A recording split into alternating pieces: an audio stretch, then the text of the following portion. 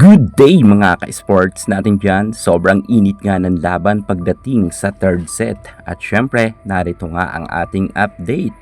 Well, tuwang-tuwa nga ngayon ang mga fans ng Creamline Cool Smashers matapos nga sa magandang ipinapakitang nilalaro ng CCS players. Lalo na ang ating Pangs Panaga, ang kanyang mga vlocking ay talagang napakaganda. Abang na abang niya nga si Vanny Gandler at kahit si Erica Santos ay hindi nga makalusot.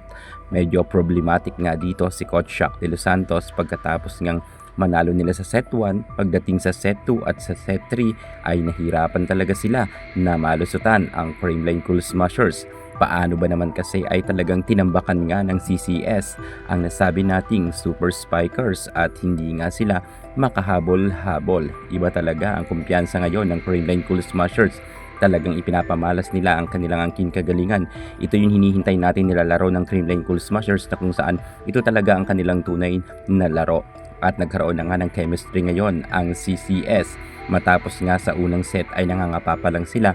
Pagdating sa second set at sa third set, dito na talaga nagpakita na ng galing ang Creamline Cool Smashers at hirap na hirap nga dito ang signal. Mukhang natameme nga dito ang signal Super Spikers sapagkat hindi nga nila matapatan si MB Fonz at ang ating Eliza Valdez, maging si BDL at Panaga ay kumakana rin ng maraming scores. Iba talaga ang CCS pagdating sa third set. Mukhang hirap na ang signal magkaroon ng score.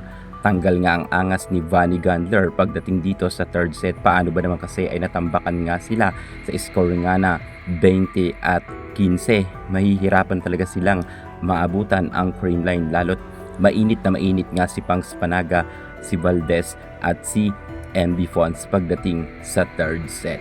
Kung kaya hindi talaga sila makakaporma dahil eto na nga sa MB Fonz. Muling bumalik na ang kanyang angking kagalingan, yung hinahanap-hanap natin na laro ng Creamline, lalo na ng mga star player ng CCS, ipinakita na nga nila. Kung kaya nagtapos nga ang kanilang laban sa score na 18 at 25. Medyo natambakan talaga dito ang nasabi nating Signal Super Spikers. Makabawi pa kaya sila pagdating sa fourth set or tatapusin na nga ito ng Creamline Cool Smashers? Ngayon ay isang laban na lang ang hinihintay natin. Kapag nanalo na ang CCS ay tuluyan na nilang mapapabagsak ang Signal. Sa tingin nyo, Creamline na ba magwawagi? Well, kumpiyansa tayo dyan na CCS na talaga ang magtatagumpay. Never na nilang pagbibigyan ang Signal Super Spikers. Congratulations, MB Fonz and Eliza Valdez.